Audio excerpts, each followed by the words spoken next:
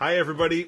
Hi, everybody. Hi, everybody, and welcome back to the Talking About the Big Stuff podcast with Michael Cole and Matthew Cravat. I am Michael Cole. And I am Matthew Cravat. All right, Matthew, before we get into the topic, rip into it. because I liked last week we kind of rip into it.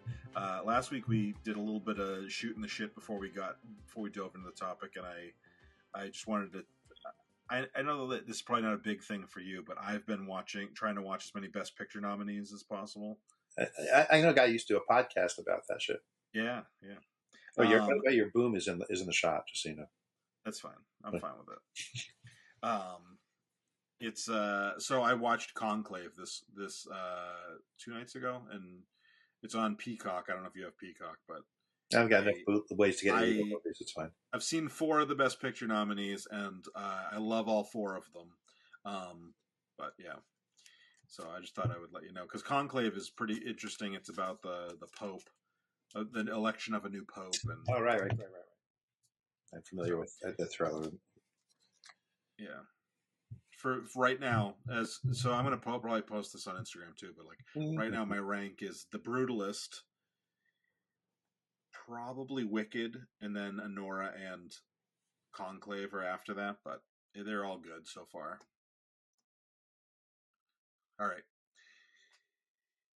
right, so we want to dive into the topic at hand. I kind of, since we were going to talk about 2 topics, as far as the title of the episode, I called it Being Aware of Others' Feelings.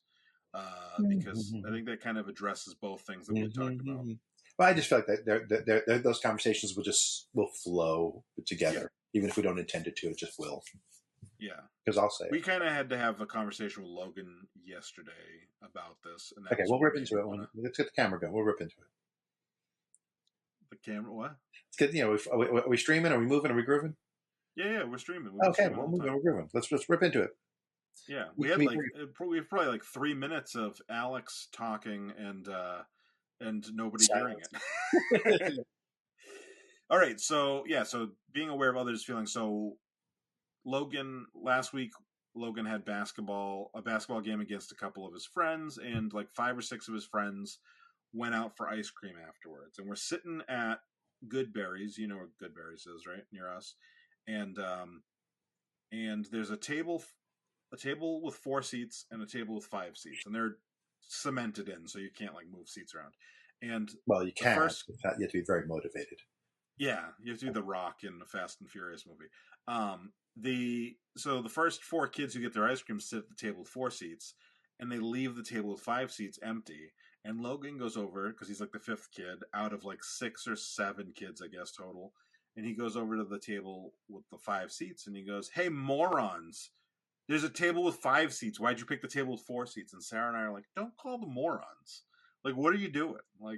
And then yesterday, Logan doesn't ever want to leave the house, and we went to Myrtle Beach just so that Sarah could have a little bit of a beach day, because it clears her mind and gives her a little. That's why we went over Christmas. Malavi needed a week. Yeah, so we did that yesterday. Logan plays in the sand for 25 minutes. It was too cold for us to kind of hang out too long, and my feet were freezing from the cold sand. And so after about 25 minutes of him playing, we're like, "All right, buddy, we're gonna probably head back to the car now, and then we'll go find dinner and some other stuff." And he was like, "Then this did nothing. This added nothing to my life." And he just started shitting on the fact that we were there. And we were like, "Dude, sometimes you have to do things you don't like, and you can't just be a jerk about it." And you were just having so much fun. And he goes, "Yeah, but what is this?" So we kind of had to have this talk with him, and we were had this long conversation for about an hour about respecting people's feelings. And we brought the morons thing back up. And I said, when I was a kid, Aunt Sam had a friend who, I said, Aunt Sam would have been 10ish, and her friend was was over our house one time, and she told my mom "Oh, your haircut's awful." And my mom was like, "Why would you say that?" And she goes, "I'm being radically honest. I've decided I'm going to have a phase of my life where I'm radically honest." And then her parents were like, "Yeah, she's going through this radically honest phase." And my parents were like, she's an asshole. She's being an Right. asshole. I mean, the correct response to that is, well, I'm going to be radically honest too. You're not welcome in my house until this phase is over, because you're allowed to be radically honest, but actions have consequences. And if you're going to be someone that I don't want to be near, then you can't be in my home. Right. And I'm going to smack you in the face. So I told Logan that, and I said, she was just being an asshole, and he laughed, but I'm like, and I said, sometimes whether you're being honest about things or you're joking, I'm like, you could hurt people's feelings. I said mom needed to come to the beach today. She needed it's been 9 months since she had been to the beach, which is like the longest she's been in the entire 15 years I've known her. She had a really stressful couple weeks, and a lot's going on, and she needed that. I'm like, you got to read and watch your iPad in the back seat, so you did exactly what you would have done at home on the couch in the back seat. So it's just a moving couch. You weren't inconvenienced at all in this, and you were kind of being a jerk. And then you get to eat in a restaurant instead of eating at home. You get I mean, even if you don't like anything else at the beach, lunch and dinner is in a restaurant. Yeah. So, and if you were smart, it was at the Anchor Bar where they have amazing wings. But you're probably not smart. We had the dogs with us, so we ran into Margaritaville, and I was like, Sarah was going to bring me to Anchor Bar. I was like, I don't want to eat wings in the car. So, but we will go back. Yeah, well, I was really on board for Anchor Bar, except that we couldn't go in, and so we decided we will go back another time so that that's I can fair. have Anchor Bar wings. It's worth going back for. I've had the original Anchor Bar in Buffalo. Yeah. I mean, so I had the original in April, and then I had this one in December, and their Main Street was better, but this was better than anything else I've had other than there, other than the Main Street one. So it wasn't as good as the real one, but it was really, really good. Yeah. So we had this long conversation. Logan handled it pretty well, and I said, sometimes I get it. I said, you have the two funniest parents in the world, and so you want to be funny, and you think it's cool to be funny. Sarah's really funny. He may have one of the funniest parents in the world, but he doesn't have two. Anyway, I told him, I was telling him that. It doesn't matter if it's true or not. So you were not being radically honest. I was not being radically honest. And I said, some of this stuff, I get it. I want to make people laugh. And so I said, and I'm an adult, and sometimes I screw up and I make a joke that hurts someone's feelings. And then at that point, you have to apologize. And I apologize, and I'm good about it when I hurt someone's feelings with a joke. I said, and you just need to kind of learn, as at your age, people, especially, I said, in the next 3 or 4 years, people are going to start going into puberty, and then that's not going to make things any easier if you're making fun of people. If you can't be zinging people all the time. And I said, if you walk in the house and you say to me, "What up, fuckface?" I'm going to laugh. But if you go into school and you say to a friend of yours, "What up, fuckface?" they're not going to handle it the same. So you can't just behave the same way all the time, And he, I think he got it, but it made me want to talk about it today. So, yeah, I think it's important for people to learn. I'm not going to say kids, people to learn that, everything you do has a reaction and has an effect on other things. So even if you take it away from other people, just for things that are dangerous or not dangerous, I used to tell my kids all the time growing up, what if you do this, what could go wrong? What could be the bad thing that could happen if you do what you're thinking of doing? It takes 10 seconds to think that. Because it might be, don't do it. It might be, hey, tweak one thing and then it's safe, put your seatbelt on instead, before you pull, a loop-de-loop on the highway, whatever it is, there might be a safer way to do it, or a way to watch out for the danger. Or in the case of other people, how might you hurt someone's feelings? Might you hurt someone physically? And, the tough thing with kids are basically pricks, and they have a hard time having empathy for what other people will feel ahead of time. Unless they're Republican, they have empathy real time and post time, but not predictive. They're not good at predictive, because they're thinking, "Oh, I'm going to say this and it will make me laugh. I will find it funny." And it's hard for them to step out of themselves and realize the other person may not find it funny. Yeah. But that's the thing. The challenge is, think about that. Try to, not an expectation that overnight you learn to do it, but that's the repetitive goal is to think about what the effects are going to be before you do it. Yeah, absolutely. Yeah. I think about the time that we got a call from school when Joseph was in second grade that he shoved a kid. And we're like, Joseph? Like, he's not violent. You know Joseph, he's not violent. But we're like, okay, we go up to talk to the principal, and we're like, what happened? He goes, well, when Joseph came home and told us, he goes, well, he told me I'm going to hell. I'm like, what do you think that means? He goes, I don't know, but I know it's bad. You know, like, so we went to school and talked to the principal, and the principal says, I don't find that very likely. Like, what?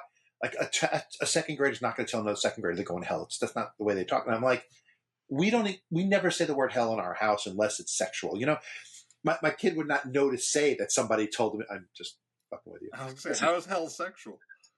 Fuck the hell out of me. I'm a horny little devil. Fuck the hell out of me.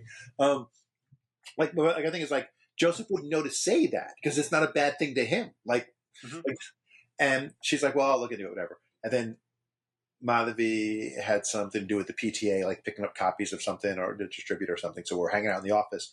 Principal leaves. She walks outside, and their class is in recess. And she sees the kid that Joseph had the fight with, or the shoving match, whatever, with. And she goes, hey, come here for a second. And, oh, yeah, this is funny. We didn't know who the kid was. She told us his name is Jan. I'm like, what kind of name is Jan? Well, he's German. He's from Germany. I'm like, a little Nazi bastard telling my kid he's going to hell because he's Jewish. Like, what the hell? And but then she went out and she said, I heard you and Joseph got, into a little scuffle or whatever. And he's like, yeah, he pushed me just because I told him he was going to hell. And the principal's like, why would you say that? He goes, oh, because he's Jewish. And we learned in Sunday school that you have to believe in Jesus or you go to hell. And we learned the other day that Jews don't believe in Jesus. So that means Joseph doesn't believe in Jesus, so he's going to hell. And the principal's like, well, how do you think it made him feel to say that to him? And he goes, oh my God, that probably hurt his feelings. He probably doesn't want me to say that. And like the kid started to cry. He went from being mad at Joseph for shoving him to crying because he had not proactively thought, how would that make someone feel? Yeah. And she had to come back and apologize to us for telling me that it couldn't have happened that way when it literally exactly what happened. Epilogue to the story. They apologized to each other. They became good friends to the point where Jan moved to Norway, I think, his family, like his father, worked for a corporation and got moved. And they Skyped every weekend for like the next year or two, or not every weekend, but first every weekend, then it got slower. But for like a year or two, they were Skyping regularly. And the few times that they, as kids, that the family came back to visit, there was always a time carved out for Joseph and Jan to get together and hang out, for him to come over or whatever. Nice. And that was like 15, 18 years ago, whatever. So they don't hang out anymore. But it was the same thing. The kid just thought, being honest, like he wasn't even not being an asshole about it, but he was just saying what he was taught. You had to believe in Jesus or you go to hell. You're Jewish. Jews don't believe in Jesus. You're going to hell. Just going to say it. Yeah. Speaking of Joseph, we saw, Sarah and I were driving to Logan's basketball game on Saturday or Sunday. I think it was Saturday. And this guy was walking, because it was at Bond. The game was at Bond. And this guy was walking... guy was walking down the street, and I thought it, but I wasn't gonna say it because I'm like, and Sarah goes, "That guy looks just like Joseph," and I'm like, "Holy fuck, it looks just like Joseph." And I was like, I'm 99% sure it's not Joseph because he just looked a little more like confident than I've ever seen Joseph look. Like he was strutting a bit, and I was like, I don't really picture Joseph strut. Oh, I don't picture anything, but. I don't really see Joseph strutting the same way, but other than that, it looked just like Joseph, and we were like, "Holy shit!" So it's probably Levi. He is a doppelganger. There was a kid in the infant room with Joseph who looked like Joseph. Jacob and him were like brothers. Like people thought all the time that he was Joseph or he was Jacob. Like other parents coming to the room would think he was one of my kids because Joseph and him looked so much alike. Oh yeah. I mean, at that age, they all kind of like. No, but the three of them were distinct.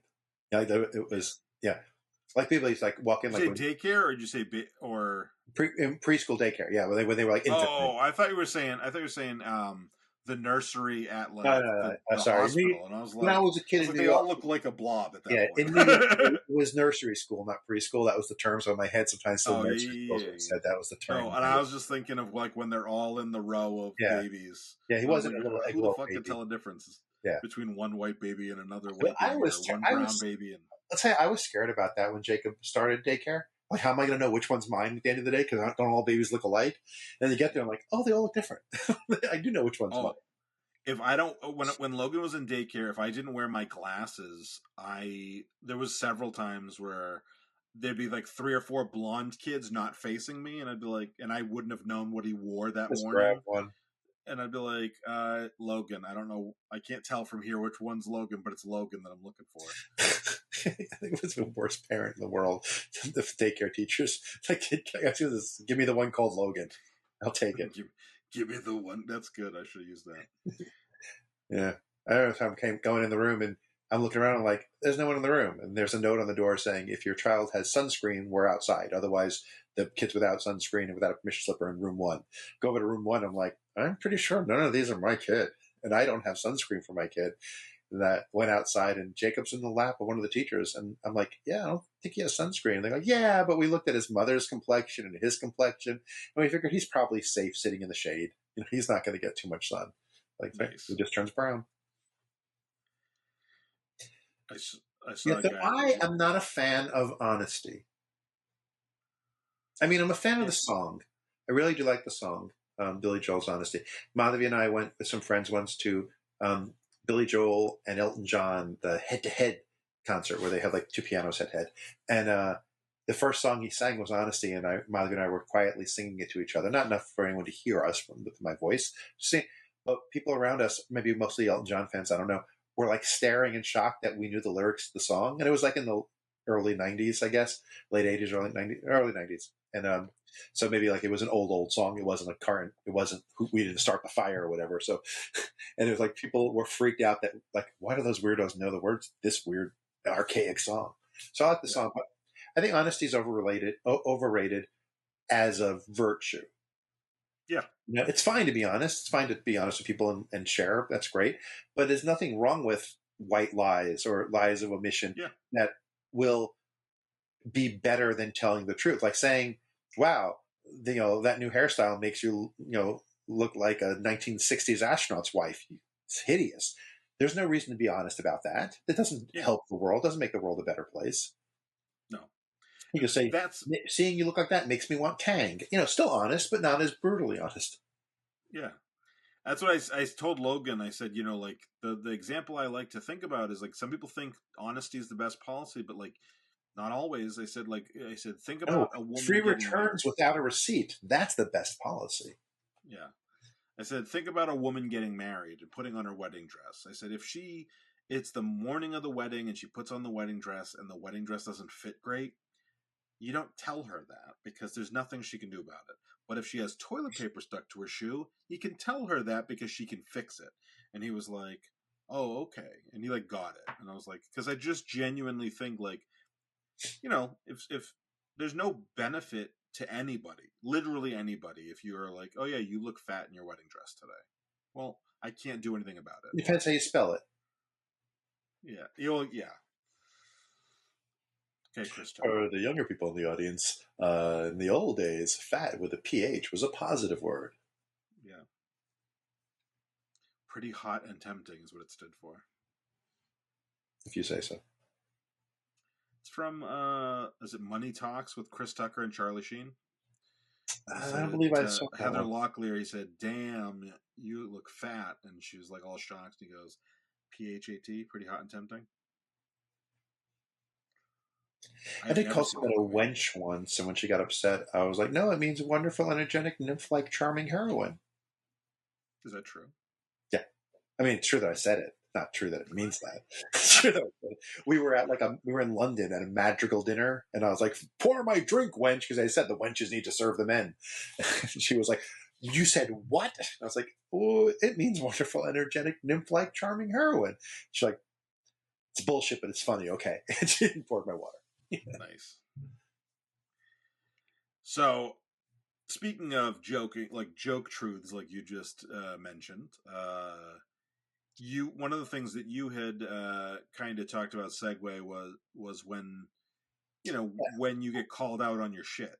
I think the step after using honesty, just being honest and saying it hurts someone's feeling and saying, sorry, I was just being brutally honest. Like the step after that to me, next natural shitty evolution of that is saying, well, I was just joking.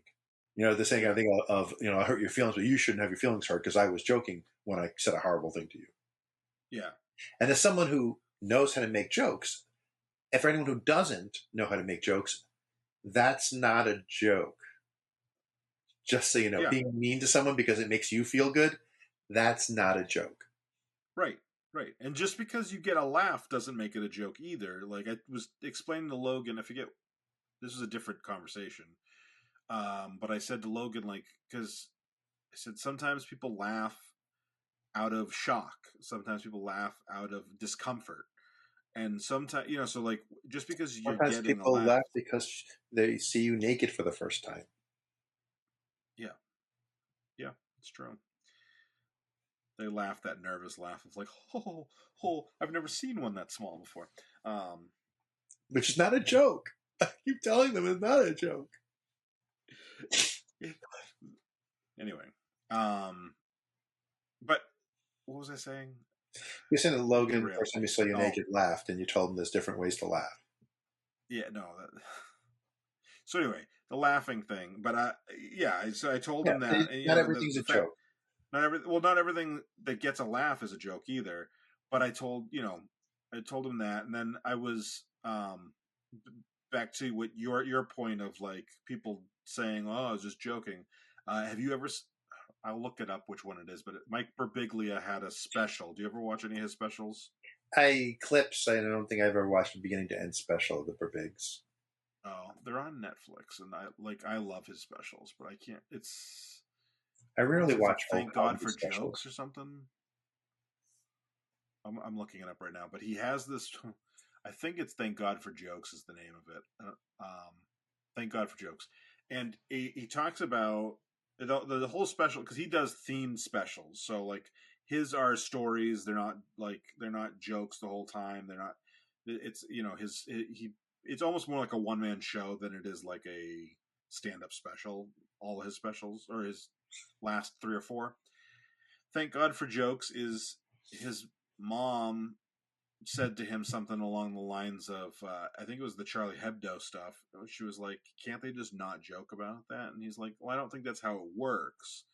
I don't think that's how the whole thing works. But in the special, so he's talking about humor and how there's all these other things related to, like, attached to humor now because of politics and sensitivities and everything else. And he said he has this bit where he talks about how like he's pretty sure that the people who ruined comedy are the ones who are in an office somewhere and they're like, nice tits, Sharon. And then they're like, what? I was just joking. I think I've seen that as a clip. Yeah. Like that, people don't know what a joke is because that's what they think is a joke now. Yeah, and he's like, those people are ruining it for everybody who actually knows how to construct a joke and how to tell a joke and when to tell a joke, and they're using it as a scapegoat when they just said something obnoxious or terrible. So yeah, and what's ironic is when they say I was just joking, what they mean is I was just making fun of you at your expense to make people laugh. That's what a joke is. It's like, no. Yeah, or they were saying something awful that they wasn't even making fun of. They just, I was, they just want to use it. Like they may not have been intending to make a joke when they said it. Yeah. Like it was taken away that got them in trouble. So they said, my excuse is a joke. But even in their excuse, they're defining joke as something hurtful to you that makes me laugh. Like they're defining joke when they try to say it was a joke after the fact. Yeah. Like they're not saying, oh no, see, that was a setup that led you down a path with an expectation, then reverse the expectation at the end in a way that was violent but also benign to make it a joke. Like that's not what they're claiming it was. It was, no, I said something rude and disgusting because it makes me laugh. Like that's what it was. I wasn't really hitting on you since you said no, but I was making myself laugh at your expense. See? Comedy. This is not entirely related to what we're talking about, but it's something I want to talk to you about because I think you'll understand exactly where I'm coming from on this. I've noticed this pattern, and I noticed it. Someone mentioned it a few years ago. Did something that made me think of it a few years ago, and then it kind of went away for a little bit. But it seems to be exclusive to right wingers. When somebody on the left, whether it's even if it's not left, it's just like they're somebody that's Left of them. or a woman or whatever, like it doesn't have to be left. The reason I say that is because the first example I'm thinking of is Nikki Glaser. No, not Nikki Glaser. A different woman made a joke about the play Hamilton, and a kid I went to high school with got all butthurt and was like, "This isn't even a joke. Where's the punchline?" Like trying to break down the structure of the joke, and I'm like, "But it's funny." Like there's plenty of comedians who get out there and they like make a funny face, like they make you laugh. Like it doesn't just because there's this there's a structure that you can follow to make a joke, but there's also other ways to make people laugh. And I've noticed that right wingers there's no one way, because otherwise it wouldn't be one liners and riddles and variations of how you tell a joke. So he said it, and I was like, "This just feels like just." I didn't say that call him on it because anytime he called him on anything, he'd get fucking like butthurt about it. But you're just joking. I didn't call him on it. But then 3-4 weeks ago, Bill Burr was on Kimmel talking about the wildfires and talking about Luigi Mangione, and Ben Shapiro was bitching about it, and he was like, "Where's the joke? Like, where's the joke?" I'm like, that's their other, like, they got the attack helicopter thing for any kind of trans jokes, and the thing that they have when somebody is being genuinely funny in a way that they don't like is it doesn't follow the strict rules of setup, punchline, payoff. Like it doesn't follow those rules. It's like everyone in the room is laughing at Bill Burr in that thing, and half of us as the audience at home are like, that's hilarious. My uninformed opinion. Here's my uninformed opinion. I'm just going to say shit that I have nothing to back it up with. Okay. You know how when someone makes a racist joke or a sexist joke or a xenophobic joke, often somebody on the left will say, "You know what's good? Tell them to explain the joke. Like put them on the spot and to explain why it's funny." I bet the right wing, that since they don't understand that concept of, well, what you said was hurtful, not funny, that's why it's not a joke, that's their attempt at doing that. Wait, how is it a joke? Where's the setup? Like, they understand, I read the instructions of what a joke is.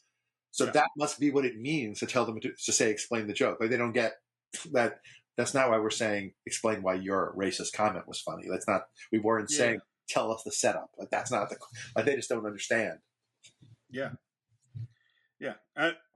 And I mean, Bill Burr is not super left wing. He's got some points, but like a year ago they all would have been like, Bill Burr's he's great, and he's taking down whoever's above him. Yeah. So if it's Biden, it's Biden. If it's Trump, it's Trump. But I mean, it's funny to me. I've heard people say that there are no funny conservative comedians, and that's not true. There are conservatives who are extremely funny and extremely talented comedians. What there's not is conservative comedy that's funny, because their topics, when you're talking conservative topics, are let's hurt people or let's get something at other people's expense, and that's not funny. So when they try to be politically funny, it fails, because you can't be politically funny on the topic of I want to hurt other people. Except other hateful people who just think the fact that you are hateful is funny, but you can't be just inherently just like, that's funny no matter who you are. Like that doesn't work. When it's political, you can be a super conservative and make jokes about observational comedy that are great. Like they have a sense of humor and they have the talent, but they just can't put it to that topic, because I hate black people is not a funny topic.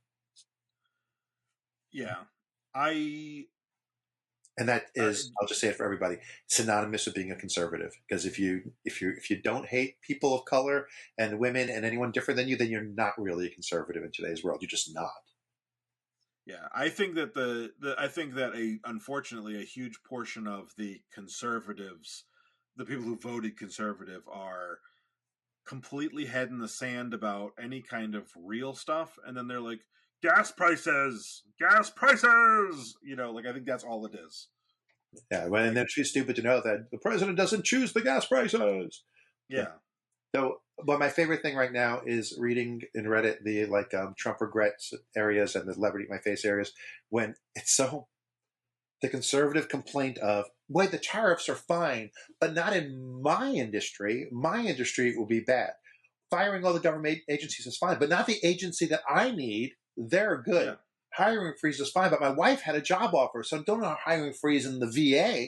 Like it's a perfect encapsulation of the current conservative movement of I only understand what affects me, and if I don't understand it, it's bad, and you can destroy it. Yeah. It's not even the super negative version of I only care about myself. It's I don't even know if I don't deal with it, it's probably bad and can be destroyed because I don't know anything about it.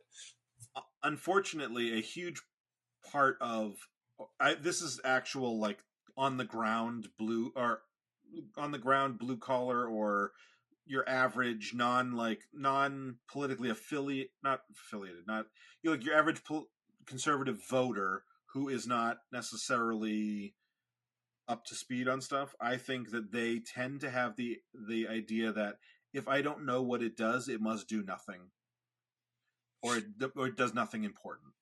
And so like you get that like the Rick Perry the EPA, the 3 E's. I don't remember which one the third one was. You get a lot of that where I think that you genuinely, I think there's a lot of people who vote conservative who go, well, I don't know what it is, so it must not be important. And it's like, there's lots of shit that I don't know what it is that is important. Like you work in an industry where if I was to go into one of your meetings with one of the doctors that's doing the clinical evaluation, I would know nothing about it. Doesn't mean it's not important. Like, it means I'm not educated on that. And we're not expecting anyone to be educated on everything. Sometimes you have to just be able to defer to the like, okay, I don't know what this is, but You almost said the word that they hate the most. Defer to the experts. They hate that word.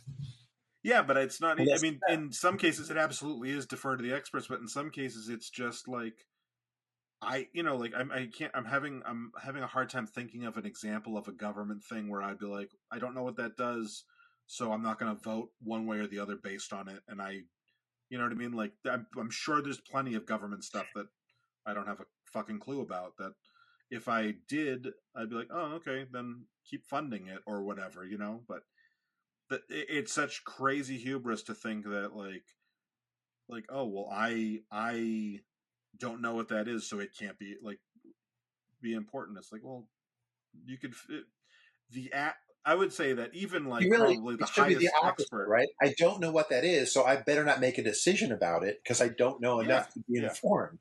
Is the correct way to view it. Yeah. If you're being honest with yourself. Just want to bring that back to honesty there. I don't think we got that far off topic this time.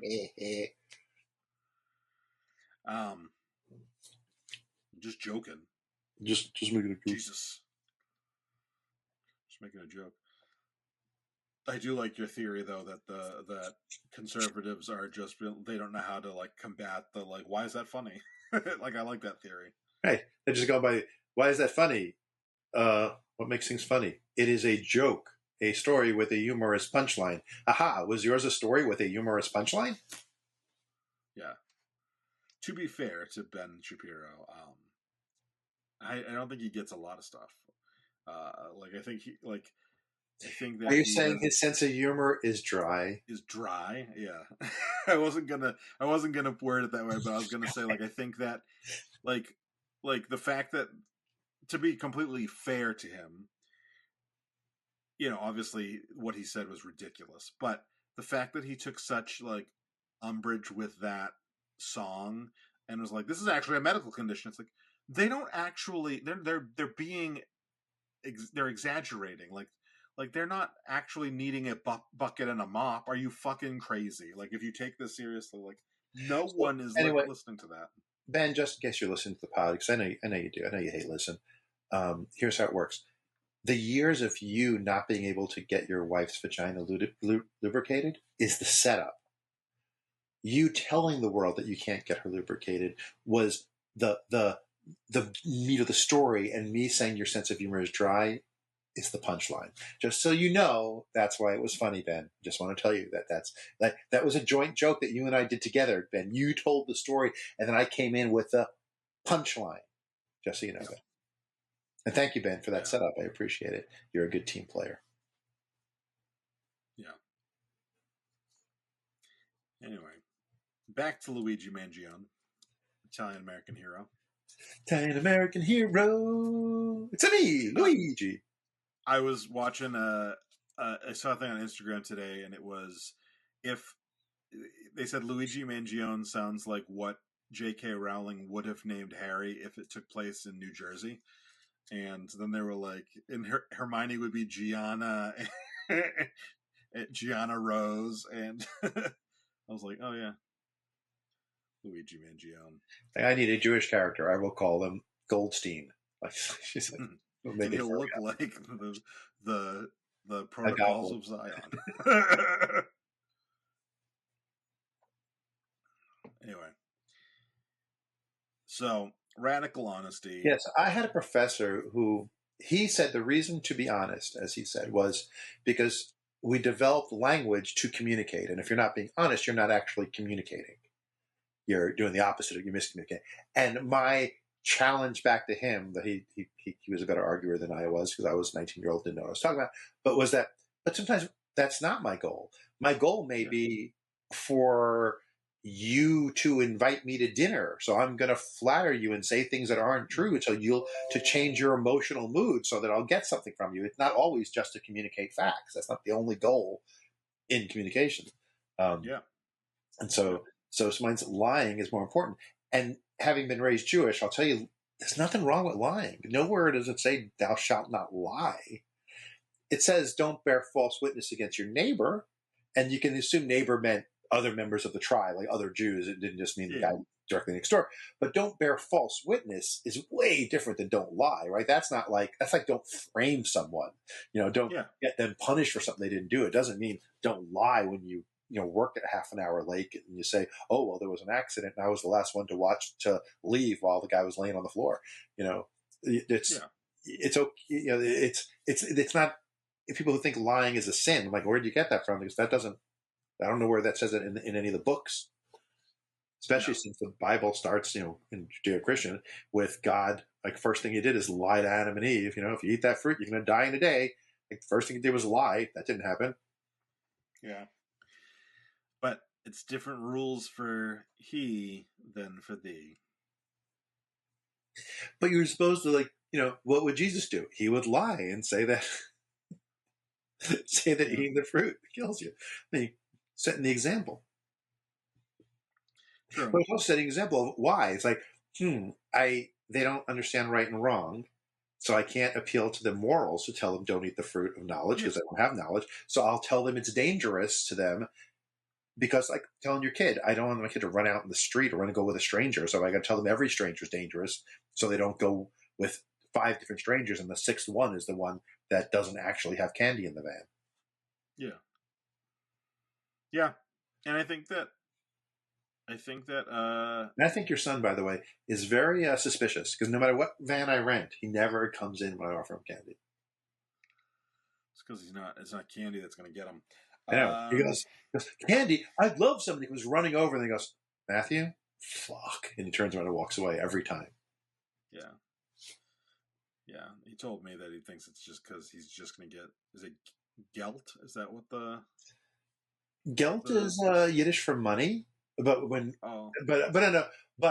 Hanukkah, you have chocolate-covered coins, which we refer to as Hanukkah gelt. I mean, it's Hanukkah gelt, it's the chocolate-covered coins. Gelt means money, but Hanukkah gelt is the chocolate-covered coins, which is not good quality chocolate.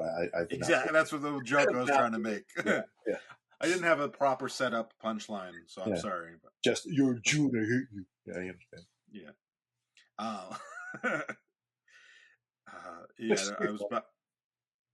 was about to say something, but I don't remember what. We were watching YouTube earlier, my wife and I, and there was a clip of a comedian, and she was saying something about, she came to the South, and someone says, are you Christian? She's like, yeah, I'm Catholic. And they go, no, I said Christian. Kathleen Madigan. Yeah. Yeah, exactly. And I was like, oh, that's like our old Transformers video. Yeah. So Sarah showed me Transformers were the first a Christians. We were the first ones. yeah. Yeah. Um, I speaking of radical truth, so like I think back to the radical truth for a second, and this will kind of come together. I promise. Um, one thing that I think becomes a problem with radical truth or with the idea is that like we assume that like truth is people there's a big I have a distinction between I'm wrong and I lied. Like if you said uh I I don't know, if you made some statement and you thought you genuinely believed it, you said, oh, Things will get better, I Mike. believe in the one true God. Yeah, things will get better. You're not lying. You're just mistaken. And so sometimes that really complicates the idea of truth, of telling the truth for those who aren't mistaken. And so I will give the example of when my mother-in-law died. My nephew is really fucking smart, and everyone kept telling him that she was in heaven, and he missed her. And so he basically he was 6, I think. Yeah, he was 6, almost 7, and he kept saying like, "Well, I want to see Mama, so I could like jump off the like balcony of this hotel, and I can see Mama." And we were like, "No," and I was like, "Stop telling him heaven's real. Stop telling him." But I'm like, "He's Catholics too are smart. smart. He's problem solving right now. You So need to stop Catholics it." are smart enough to say, I mean, the other Christians aren't the smart. Catholics are the smart ones. Said the only unforgivable sin is suicide. That's the one thing that makes you automatically go to hell. So Yeah. if you do jump off, then you definitely will never see her. That's the one thing you can't do is Yeah. shortcut the system. Yeah, and I mean, and that's the problem with like smart problem-solving kids who still are surrounded by adults who. Yeah. The better question is then why is everybody sad when someone dies? If they, like you're not sad when they move to Hawaii when they retire, like why are you sad when Yeah, they go to heaven? yeah, I agree. I always thought that it like you could always tell the true believers, and there are people who I think genuinely are true believers. You could tell them better because when someone dies, they wouldn't be as sad. Like someone that they were close to, they'd be like, well, they're in a better place now, and they wouldn't mourn the same way that like you or I would mourn.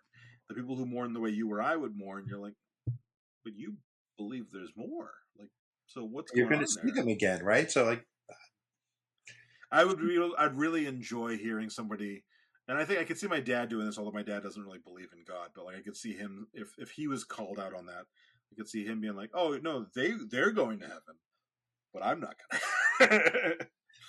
I don't know Like that that's the I'm. kind of joke my dad would make. I just still worry about the fact that if you're married and your spouse dies, and then you get remarried, and then you and your spouse eventually are not immortal and you die. There's two spouses up in heaven. Where are you? How do Three you deal with that? ways. Yeah. Oh my god. So without telling you anything about this movie, we watched You're Cordially Invited with Will Ferrell and Reese Witherspoon this morning. Sarah and I, like Sarah had a couple of hours before work started. And good movie, but Will Ferrell, and this is you can see this in the trailer. Will Ferrell is like a single dad and his daughter's getting married and he's just like way too into his daughter. And I told Sarah after the movie, I'm like, that's why you can't die, because that would be me. I'd be like, Logan, what are we doing this weekend? When he's an adult. So, but yeah, I agree with the like my grandfather. So my grandmother died before I was born. My grandfather remarried, and this is probably close to 10 years ago at Thanksgiving. He was talking about how he had read something about Mormons, and he goes, he goes, I kind of think there's something to a lot of their beliefs, and it basically came down to uh, the multiple wives thing. And No, I that's think he was just trying, because my grandfather's 90 now, almost 91. I think he was trying to be like, gonna have 2 wives when I get up there, and so I think he was trying to like tell himself that was going to be okay, and it's like it is going to be okay because Because you won't. Because you won't. Well, even if it's true, like my grandmother's not going to hold against him that he lived the last 45 years of his life or whatever with another Well, I person mean, instead of. if heaven's real and it's supposed to be an ideal place, you got to get lobotomized when you go there anyway. Because there's too much. Like if someone you love doesn't go to heaven, they go to hell. You can't be. It can't be heaven for you missing them. Therefore, you have to Yeah. be emotionally lobotomized at the very least. You can't be. You can't miss And- people back on Earth. So something's got to be. So, not. I used to make this argument when I believed. I used to make this argument, and I think you'll love this. So there has to have been some good person, some person who, if heaven is real, would make it to heaven. Some person that really was like a good person who loved Adolf Hitler, like loved them like it was his mother or somebody, like a cousin, some genuinely good person who's like gonna make it to heaven. Elon Who Musk. loved Hitler. Elon Musk, who loved Hitler, and not the way Elon does. And I used to say, like, if they get up there and they How does Hitler's don't mother have Hit- happy that not having Hitler, little Adolf there, and Right. having to know why? Oh, he's a mass monster. My son's a monster. I'll go through Right. eternity knowing that. Yeah, So it couldn't be heaven to her. But if she got her way and he gets to heaven, then it's not heaven for the like 6.2 million Jews who are also like he made it up here with us. Like Yeah, well, there's have you ever seen the YouTuber Dark Matter 2525? Does like anti-religious kind of animations, really funny animations. Dark Matter 2525. Look up YouTube, really funny cartoons. But one of them is a couple, boyfriend girlfriend are walking. Someone jumps out from behind something, murders him, sexually assaults her. Right. The boyfriend is not good with God right now. He's just not deserving of heaven. Not a bad guy, just not deserving of heaven currently. Doesn't get last rites because of the way he's killed, whatever. Goes to hell. Yeah. The rapist goes on to convert to Christianity, atone, gets last rites, goes to heaven. Woman is, lives a good life. She goes to heaven. She gets to heaven, and her boyfriend who was murdered is not there, but her rapist is. How is that heaven for her? So they're basically in the thing. They basically emotionally lobotomize them. You have to your personality can't be your personality on Earth because you have to be happy about being there. And like then in hell, like the boyfriend's seeing it happen, on TV or whatever. And like one of the people is, well, we're in hell, but at least we're not lobotomized. At least we're still us. Like we're allowed to have our emotions and our memories. Yeah. Since then, I have changed my mind. I want them to the people the choir or whatever to sing this so they can change the lyrics to "Good news, he's dead" from Wicked. And then they can sing Wicked, "No one mourns the wicked." The ladies in the family wanted to see the movie, but I didn't go. Just like when we were at Myrtle Beach, and Joseph and I. Joseph doesn't do movies because his sensory overload, they're too loud. So I was like, I'm not going to go to movies that, leave Joseph alone. Yeah. They used to do sensory ones on Sundays that were help. Like it's the surround sound more than it's the volume. Like even at home, we put on the surround sound. He can't sit downstairs with us and watch, and it's not. Like we can make the TV volume louder than a louder setting, and we can put the surround sound, and it's the surround part that gets him, which is challenging because the world is surround sound. Yeah. No. Yeah. Yeah. So it's not even just the volume, but it's also just the sensation of it being everywhere. Yeah. No, that sucks. But yeah, I know you don't go to the movies that often. So Alex and I went to the movies last week, and I didn't invite you because I figured you would say no. And it was a weekday during the middle of the day. Yeah, some of us have to go to work. Some of us don't. Some of us are unemployed. Which reminds me, if you want to help us in this time of unemployment and tariffs, I don't have a salary right now. If you want to help us in these dark times, you can go to patreon.com/talking about the big stuff, and for as little as $1 a month, you can get the podcast early. There's other options on there if you want to get it in other ways, but like that would be super duper helpful, and we would love you. You'd be our best friend forever. You remember saying that as a kid? You've been my best friend forever, and you're like, if I Never, give you my Snickers, never said it. No, what kids. ours was, we were. I mean, you were. Maybe it evolved generationally. For us, it was one word: be your best friend. I think it was just be your best friend. And the flip side of that, for being something bad, was I'm not inviting you to my birthday party. Like that was the worst punishment. Not inviting you to my birthday party. Positive is be best friend. Yeah. Logan's starting to think about his birthday party, and he wants to go to this kind of expensive place. And he's like, we can invite everybody in my class, and we're Is it like, pure gold? yeah. He wants to go really bad. He's like, it's a gas station and a strip club. No, actually, Get the pump either way. a couple weeks ago, when we didn't record, Sarah was away at a business thing, and Sarah's dad calls, and Logan and I are watching TV or whatever, and he goes, "You guys having a fun guys' night? What are you guys doing?" And I was like, "Well, we had some cigars earlier. Probably heading to a strip club a little while." And Logan giggles, and I was like, "Do you know what a strip club is?" He goes, "No. I just know it's not something that I could do." Oh. I understand context clues that it's a joke. Yeah. Sarah told me one Or you time. can go to the red carpet of the Oscars or the Grammys and see naked people, whatever. Were there naked people at the red carpet? Yeah, there was a woman who was just totally naked, who was wearing just a see-through, totally naked thing. A rapper's wife, someone you know. I don't remember who. I wasn't really watching. I'm looking it up. It was, and then like there's pictures of like kids who were there watching. It's like going, what's going on? Yeah, I mean, I don't care that much about nudity. Kanye's wife, Bianca Censori, which is cool that her last name is Censor, and Yeah, she should have been.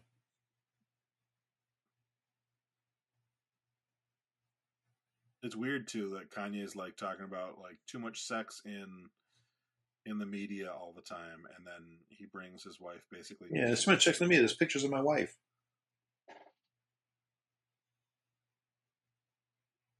She looks like Kim Kardashian as a like sex doll because she looks like there's nothing behind her eyes. You know what I mean? Like he looks like he got a Kim Kardashian sex doll and brought it with him. I mean, maybe that's what he did. She just has that like blank stare. Maybe he hooked it up with two, maybe she hooked it up with two electrodes to the computer with Robert Downey Jr. Yeah. And Anthony Michael Hall. What's her name? Kelly LeBrock. She was. I remember I saw Weird Science for the first time when I was probably like literally just getting boners, and I that would do it. Just yeah. That movie like is pure what do you call it? Pure fantasy fulfillment for a 12-year-old boy or whatever it was. So we have a mutual friend, you and I, Lenny. Yeah. And one of the bit parts in that movie is a biker who's this bald guy, and he plays a biker in every movie in the 80s. And he's like, when at the end of Weird Science, there's a huge party and they wreck the house and like drag cars through the walls, whatever. And he's like, his gang attacks, whatever. And then when they're all leaving after Kelly LeBrock like gets rid of, uses her magic powers to get rid of them all, whatever. As he's leaving, the things are collapsing. He looks at them and he goes, "Can we keep this between us? I'd hate for it to hurt my teaching career." He's this big biker, and like Lenny and I say that all the time. Like one of us be walking out of the room and turn back in and go, "I'd hate for this to affect my teaching career," knowing that nobody else knows what we're talking about. It's just our personal joke to each other. Nice. All right, should we start wrapping things up? We can start rapping if you want to rap. All right, you start us off. I will start off by saying it was Michael Berryman was the name of the mutant biker who said, "I hope this doesn't hurt my teaching career." If you look up Michael Berryman, you will be like, especially if I know a picture from the 80s, not a more modern picture, be like, "Oh yeah, I saw him in like 100 movies. He played a biker in every movie." Oh yeah. Well, he was in something else too, not just as a biker. What did I see? Oh, The Hills Have Eyes. Yeah, I definitely have seen him in a bunch of shit. Yeah. He's still alive, 76 years old. And while Mike is looking at our good friend Michael Berryman, I'm going to say to all of you, if you're watching Mike look up things on the internet on a video screen, you might want to like that video. Make a comment of Michael Berryman. I love him. He's the coolest biker of all time. Make a comment that's brutally honest about us. We don't care. Just make a comment because it helps the algorithm. You know what I'm saying? Like the video. It helps the algorithm. Go ahead. If you want to hear more conversation about the big stuff, subscribe to the channel. Hit the notification bell so you'll know every time there's another video. That's all I'm asking you to do. I'm not asking you to do anything else. Only an asshole would ask you to do more than that. Yeah, and speaking of assholes, I am going to ask you to, if you're listening to us, give us a thumbs up or a 5-star or whatever your podcast Thumb up app your of ass. choice. Yeah. Whatever your podcast app of choice allows. Reviews, they're all great. And just, supporting the show in all those little free ways is great.